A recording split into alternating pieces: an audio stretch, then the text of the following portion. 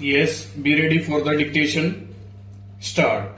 Provided further that the share allotable to the predeceased child of predeceased son or predeceased daughter, if such child had been alive at the time of the partition, should be allotted to the child of such predeceased child of the predeceased son or of the predeceased daughter, as the case may be. Stanza.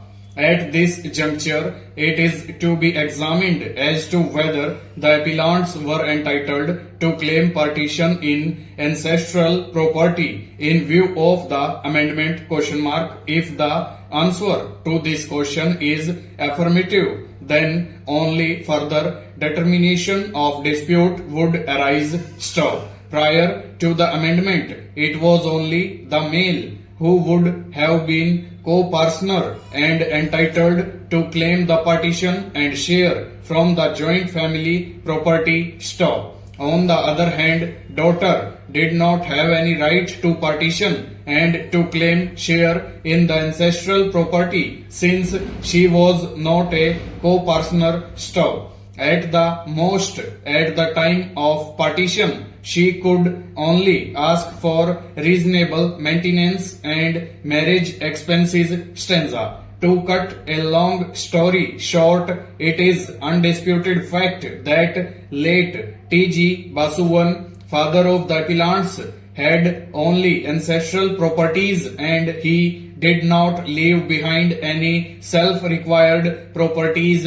Stop. On a plain reading of the newly added provision, that is section 29A of the Act, it is evident that inter alia daughter of a co-partner ought not to have been married at the time of commencement of the amendment of 1989. Stop. In other words, only unmarried daughter of a co-partner is entitled to claim partition in the Hindu joint family property. Stop. In the instant case, it is admitted position that both the appellants, namely Mangammal, got married in the year 1981 and Indira got married in or about 1984, that is prior to the commencement of the 1989 amendment. Stop. Therefore, in view of clause bracket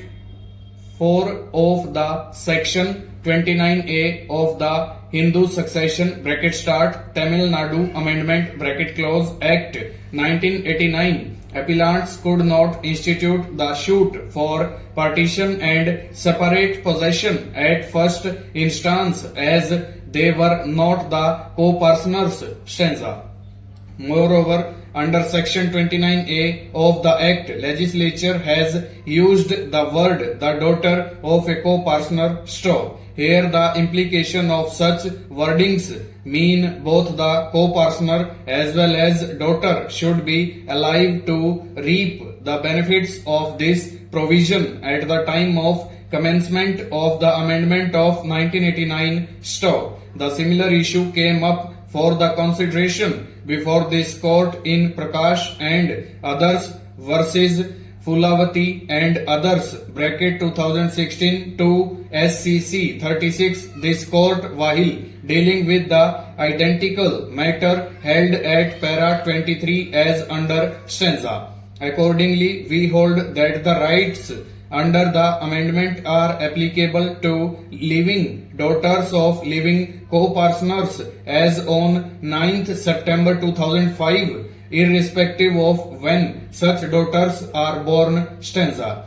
It is pertinent to note here that recently this court in Danama @Suman Surpur and another versus Amar and others 2018 bracket 1 scale 657 dealt inter alia with the dispute of daughter's right in the ancestral property. Full stop. Over.